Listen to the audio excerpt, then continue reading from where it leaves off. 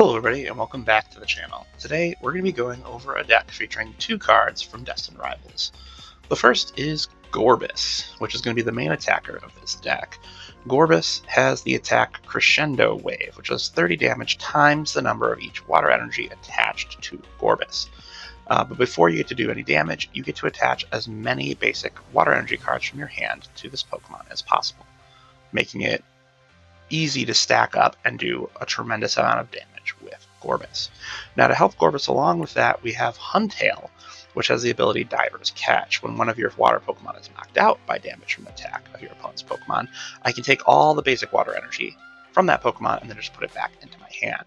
So that means that every time a Gorebyss gets knocked out with all that energy on it, it can go back into my hand, and then I can use Crescendo Wave to attach all that energy and attack for a big damage again.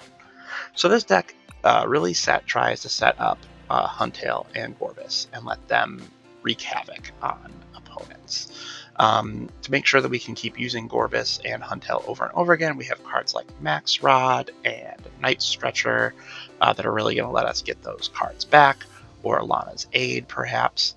And to make sure we can get set up nice and quickly, we have 2 copies of Technical Machine Evolution in here, which is really going to help us get set up.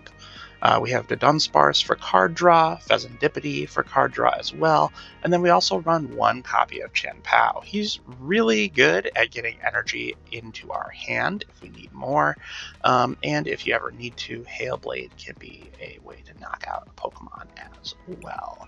I think this deck's a lot of fun to watch and use, so I hope you enjoy seeing it in action, and we'll be back with another deck very soon.